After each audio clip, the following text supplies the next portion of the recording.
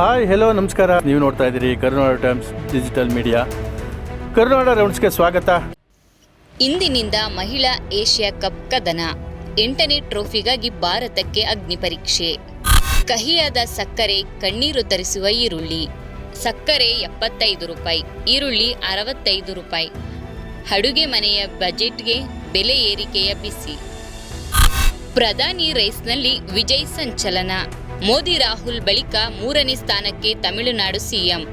ಅನೈತಿಕ ಸಂಬಂಧದ ಶಂಕೆ. ಕಬ್ಬಿಣದ ರಾಡ್ನಿಂದ ಹಲ್ಲೆ ಮಾಡಿ ವ್ಯಕ್ತಿಯ ಕೊಲೆ. 4 ಆರೋಪಿಗಳು ಪೊಲೀಸ್ ವಶಕ್ಕೆ.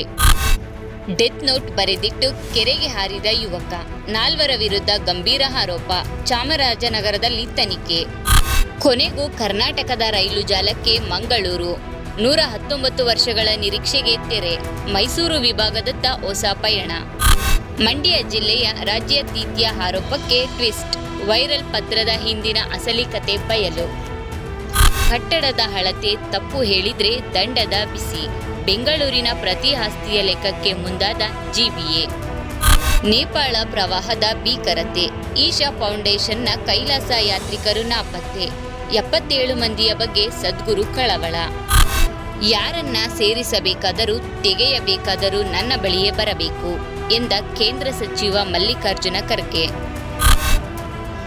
ಬಾಗಲಕೋಟೆ ಬಿಳಗಿ ಮುರಾರ್ಜಿ ದೇಸಾಯಿ ವಸತಿ ಶಾಲೆಯಲ್ಲಿ ಅವ್ಯವಸ್ಥೆ ಆರೋಪ.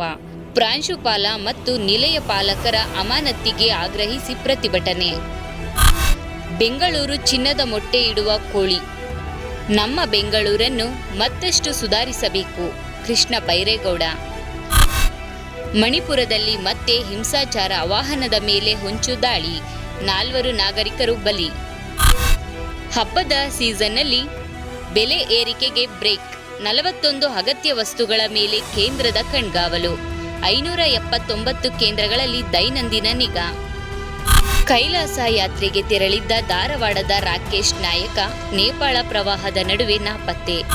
ಕುಟುಂಬದಲ್ಲಿ ಆತಂಕ. ಧಾರವಾಡದ ಸಿಬಿ ನಗರದ ರಾಕೇಶ್ ನಾಯಕ ನಾಪತ್ತೆಯಾಗಿರುವ ವ್ಯಕ್ತಿ.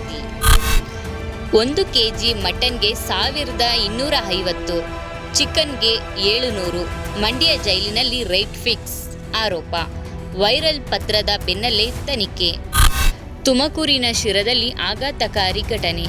ದಯಾಮರಣಕ್ಕೆ ಮನವಿ ಮಾಡಿದ ಮಹಿಳೆ ಕಡೆಗೂ ಮಕ್ಕಳೊಂದಿಗೆ ಆತ್ಮಹತ್ಯೆ. ನಟ ಚಿಕ್ಕಣ್ಣ ಮದುವೆ ಸಂಭ್ರಮಕ್ಕೆ ಕೌಂಟ್ ಡೌನ್. ಅರಿಶಿಣ ಶಾಸ್ತ್ರದಲ್ಲಿ ಮಿಂಚಿದ್ದ ಭಾವಿ ಪತ್ನಿ ಪಾವನ. ಇದು ಇಂದಿನ ಕರುನಾಡು ಟೈಮ್ಸ್ ರೌಂಡ್ಸ್ನ ವಿಶೇಷತೆ. ಮತ್ತಷ್ಟು ಸುದ್ದಿಗೆ ಕರುನಾಡು ಟೈಮ್ಸ್ ಡಿಜಿಟಲ್ ಮೀಡಿಯಾವನ್ನು ತಪ್ಪದೆ ವೀಕ್ಷಿಸಿ.